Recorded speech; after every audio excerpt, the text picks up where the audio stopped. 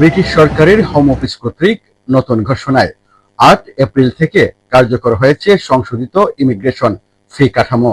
নতুন এই নীতিতে ভিজিট, নাগরিকত্ব এবং স্পন্সরশিপ সংক্রান্ত সকল প্রকার ভিসার আবেদন ফি বেড়েছে। বিদেশ থেকে আবেদনকারীদের পাশাপাশি ব্রিটেনের ভেতর থেকেও যারা ভিসার মেয়াদ বাড়াতে বা স্ট্যাটাস পরিবর্তন করতে চান তাদের ক্ষেত্রেও এই নতুন ফি প্রযোজ্য হবে।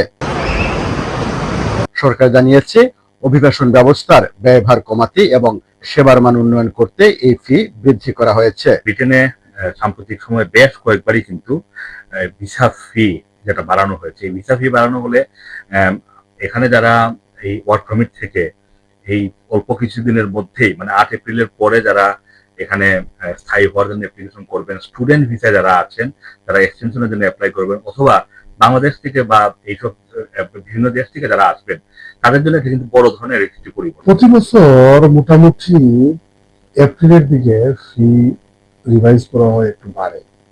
তো সে হিসাবে এবারও এপ্রিল থেকে বাড়বে, কিন্তু কিছু কিছু ক্ষেত্রে বেশ কিছু ডিসপ্রপোর্শনেট ফি বাড়ানো হয়েছে।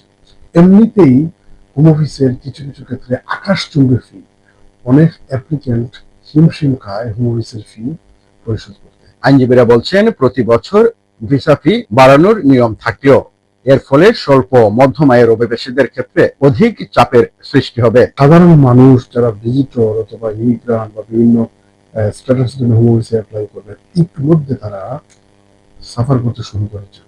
তো এইভাবে যদি ফি তাদের উপর আরো বাড়ানো হয় তাহলে অনেকটা মরার উপর পড়াটা আমি মনে করি এভাবে ঠিক না, এবং এটা অনেকটা আনরিজনেবল এবং আনজাস্ট পর্যায়ে চলে। এই যে এমনিতেই ব্রিটেনের এই মুহূর্তে সবকিছুর দাম বেশি, যুদ্ধের একটি প্রভাব পড়েছে, মুদ্রাস্ফীতি চলছে, তার উপর দিয়ে আবার এতগুলো খরচ, এটা আসলে অভিবাসীদের জন্য মারাত্মক চাপ তৈরি করবে, এবং এই যে চাপ এটা খুবই অপ্রত্যাশিত। তবে সরকার দাবি করছে, এই পরিবর্তনের মাধ্যমে অভিবাসন ব্যবস্থাকে আরো টেকসই ও কার্যকর করা সম্ভব হবে।